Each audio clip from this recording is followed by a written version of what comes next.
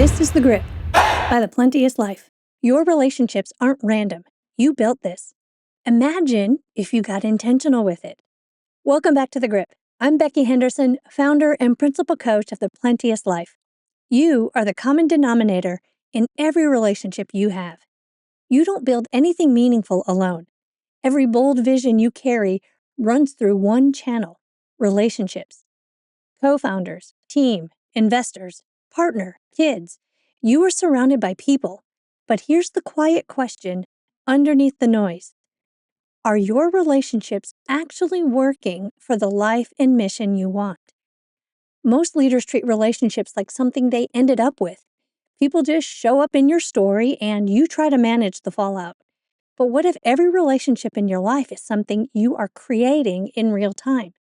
What if your way of being sets the tone for how people show up with you? This issue of The Grip is about moving from default relationships that drain energy, trust, and execution to intentional relationships that multiply clarity, satisfaction, and long-term results. It's time to upgrade the source of your relationships. You. Let's dive in. Relationships that work. Default versus intentional relationships. Do you see yourself as the creator of your relationships? Most people don't. They see relationships as something they wound up with. Family, friends, coworkers, employees, partners. Most are living in default relationships. These relationships keep being what they are without any conscious change on your part. Imagine instead that you are intentionally creating every relationship you're in. You can establish qualities in your relationships with others that they get nowhere else. For me, integrity with agreements is non-negotiable. If you are in relationship with me, you don't have to be perfect, but you do have to respect your word and honor our agreements. A few years ago, I had a 2 p.m. coffee with a friend. She called at 1:58, out of breath. I just parked. I'm 2 minutes away, walking your way right now. When she sat down, she said, "You are the only person I'm ever on time for." That didn't happen by accident. It wasn't pressure or manipulation. It was something I created by how I show up, what I allow, and what I don't. And it was highly intentional. When you see yourself as the creator of your relationships, you take responsibility for the dynamics you've been tolerating, and you suddenly have power to change them. Be a stand for the relationships you want.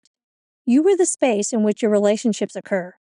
Your story about the relationship shapes how you show up in it. You always behave consistent with how you perceive things to be. My client Catherine saw this clearly. She realized who she was being in her relationship was waiting to see if it was going to work out. No surprise, it was failing. So she made a new commitment. My relationship is extraordinary because I'm in it. She decided her relationship is extraordinary, not someday, now. And she started acting from that place, listening differently, initiating brave conversations, owning the outcomes. Suddenly, she was building the very relationship she had been waiting to receive.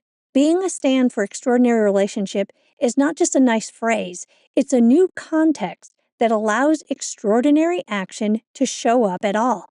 That commitment is everything, especially when the situation still looks like the old, unworkable version.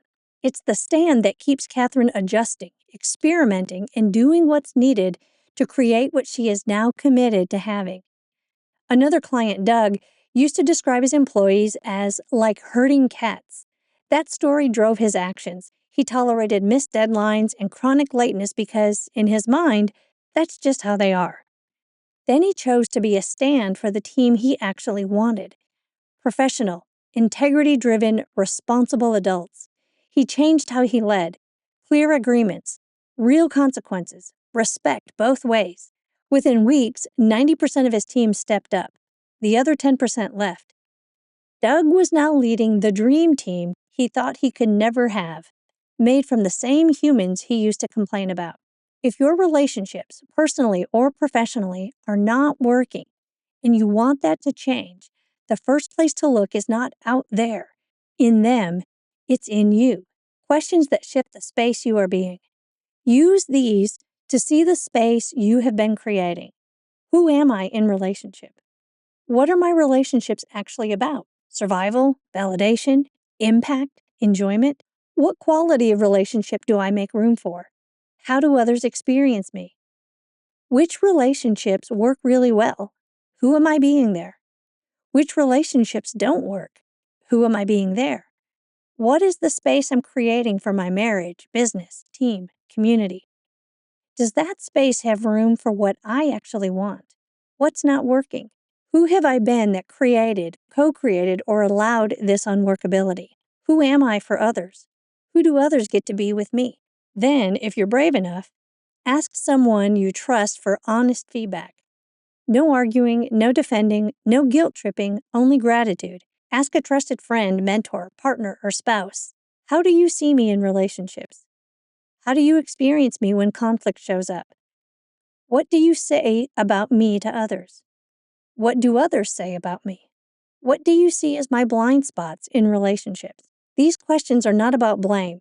They are about access to information you cannot see from the inside.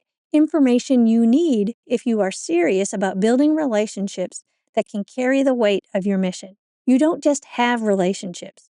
You are creating them every day by who you are being inside them. If you want a different level of love, trust, loyalty, or performance, it's on you to lead it. This week, choose one relationship that matters to you. Decide what you want it to be about on purpose. Then be the stand for that quality, no matter how the other person is currently showing up.